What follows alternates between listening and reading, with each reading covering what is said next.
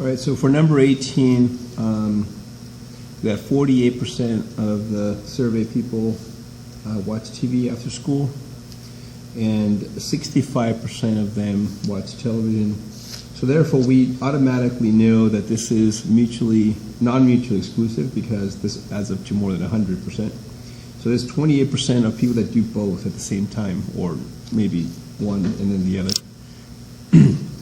So the question is, what is the probability that if somebody watched television, that they also played a sport? So out of these, there's 28 people that do both. So 28 out of these 65 is the probability that they play a sport and watch television. So this will be your denominator, the people that play sport. Now, if it had been reversed, what if it said, what are the probability that they are a sports player, and then you have TV over here? There would be 28 out of 48 if it was reversed. But this is actually the case. If you put this in Desmos or a calculator, you will get 0.43. All right, number 19. All right, at a high school, the probability that a student takes a choir and, so this is another one, so you can do the Venn diagram. So they do choir and, so let's just call this choir, and then theater will be here, you can do both. So this shaded region here,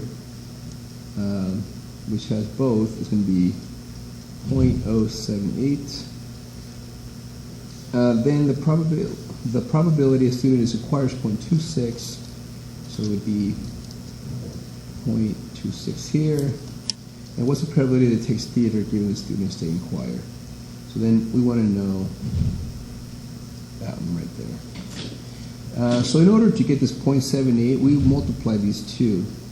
So theater times choir gives us the combination. So we can just do that. X times 0.26 equals 0.078. So if we know how this comes about by multiplying these, then we know how to do it inversely. So we just have to divide this by 0.26. So then x would equal whatever that is. So we got 0.078 divided by 6. So 0.3 is the answer. Let's see if I'm correct on this. And 0.3 is 30%. If you multiply it times 100, that's 30%. So 0.3 means 30%. So that would be D. And that is correct. Okay.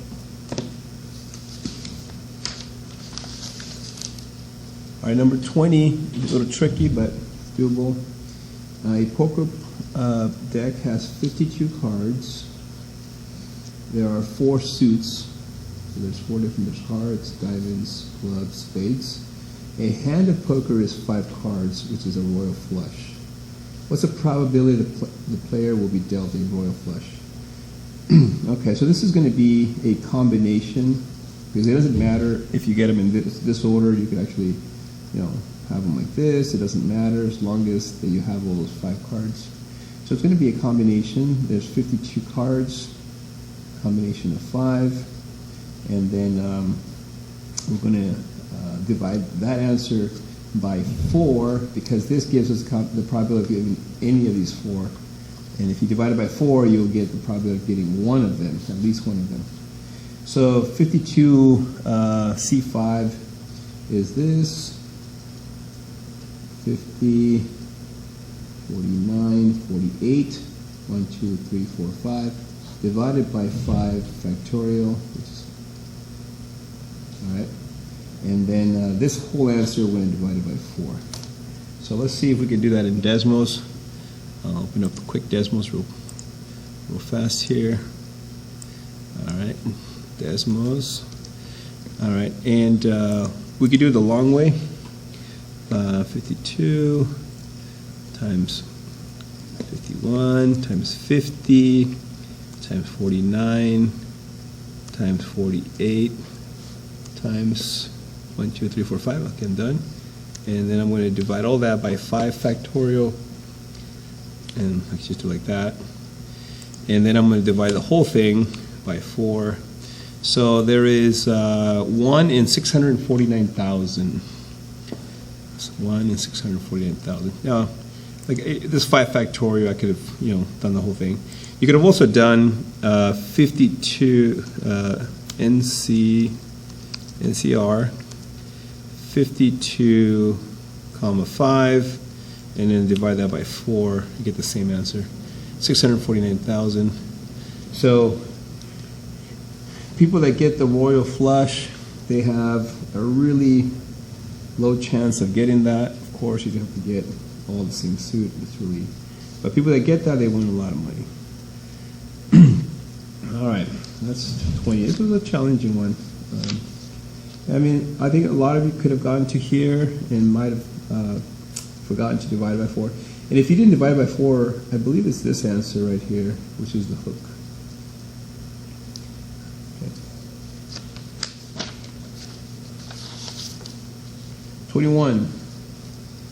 These guys are among 12 contestants in the school, spelling bee.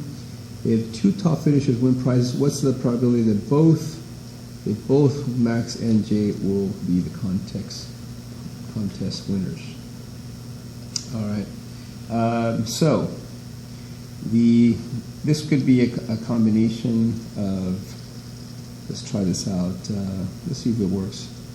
12C2, and let's see if that works on Desmos. So we could do NCR. And it's a combination because either of them can win, 12 and 2. So there are 66. This could happen 1 of 66 times that either of them could win. Again, the long way to do this would be to do 12 times 11, and then all divided by 2 factorial. Which is 2 times 1. It's the same thing. So this could happen 1 of every 66 times. So it's just, if you turn this into decimal, it'll tell you the percentage, but this one's not asking that. Okay. All right, 22. All right, read the colors. Okay, a bunch of colors. Krista needs to take a painting class. She only has to choose 2 of 8 colors.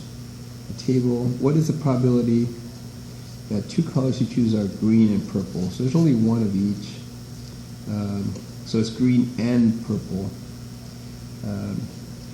So the probability that she picks green is 1 out of 8. And then the probability she picks purple next is 1 out of 7 because she already picked green, so there's only 7 left over. So then, let's see, how do they do this one?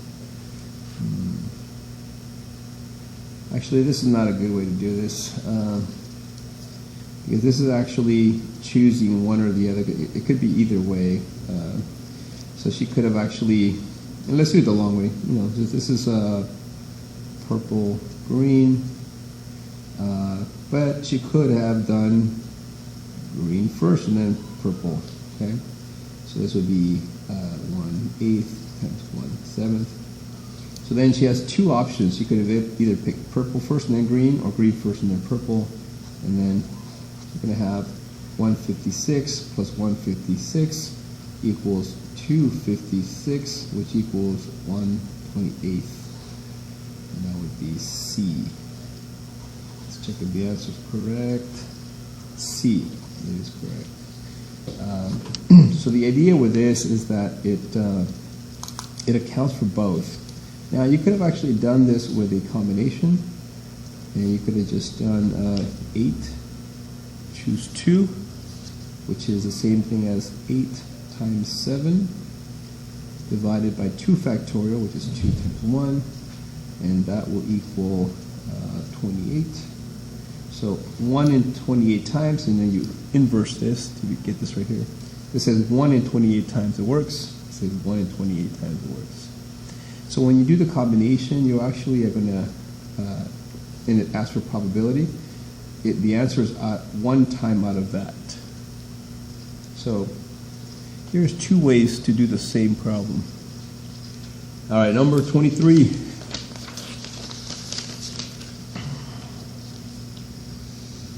Okay. In order to understand the link between overweight and having type 2 diabetes, a medical surveys 100 people, okay? The student found that 69 people are overweight. So if you're going to do a Venn diagram, I'm going to put overweight, there's 69. And let's see what else. 11 had type 2 diabetes.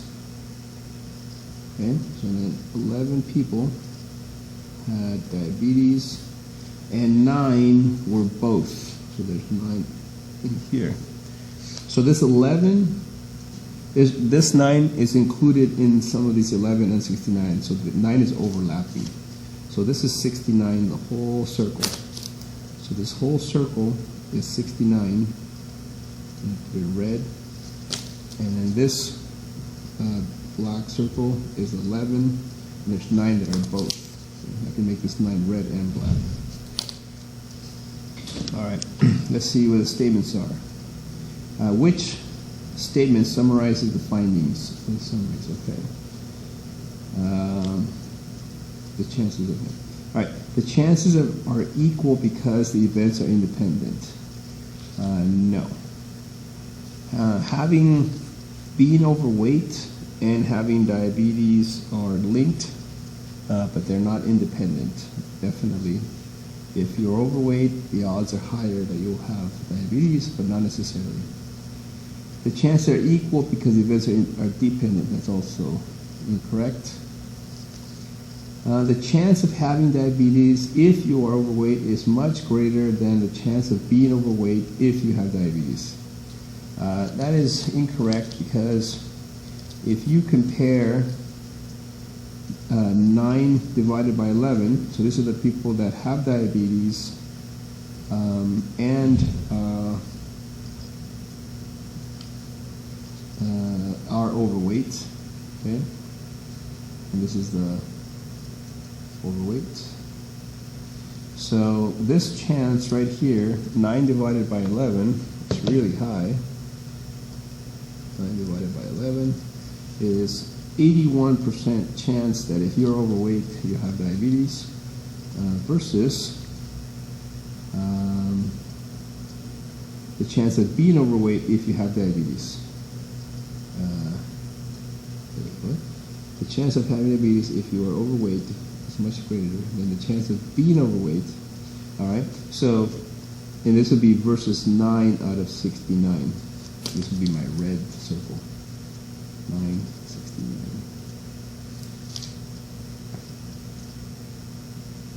All right.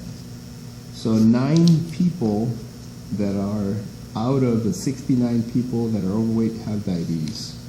So 9 divided by 69. This is 13% chance. Okay. So the chance of you being overweight and have diabetes is 13%, and the chance of you being overweight if you have diabetes is 81%.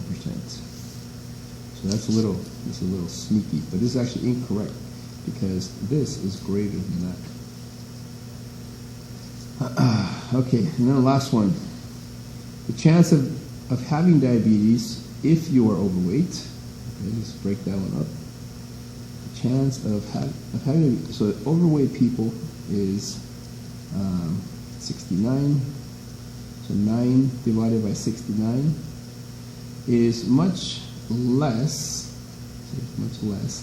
than the chance of being overweight if you have diabetes. So then that would be the 9 divided by 11. So we know that 9 divided by 69 is 0.3, and this is 0.81, and that is true. Check. That is true right here.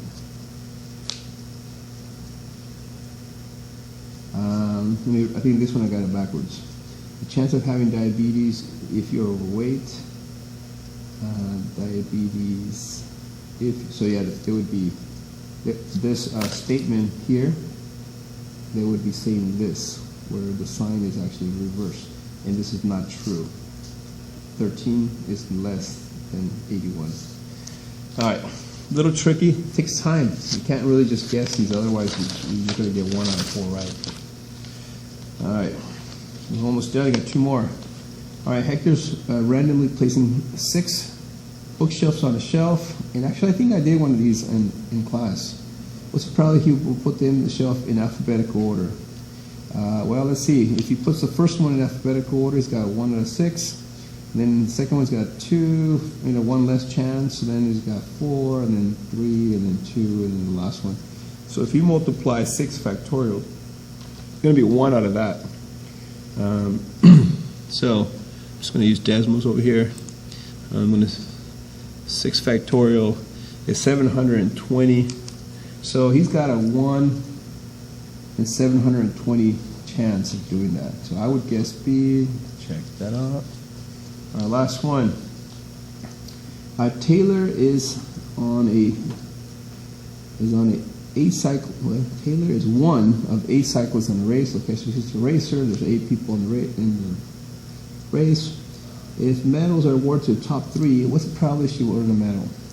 All right, that's cool. So she can win. To get first, she has a 1 in 8 chance. To get second, she has a 1 in 8 chance. To get third, she has a 1 in 8 chance. So she's got a lot of chances. So we're going to add these. And the reason you add these is because she doesn't have to win them all. It doesn't say she has to get first, second, and third, which would be impossible. So we're increasing the odds. So this answer would be 3/8. And 3/8 is like almost 50 cents. So I would get, if I was guessing, I would probably pick D. Let's find out. 3 divided by 8 is 3 divided by 8. It's 37.5% chance. So I would guess that one. That's right there.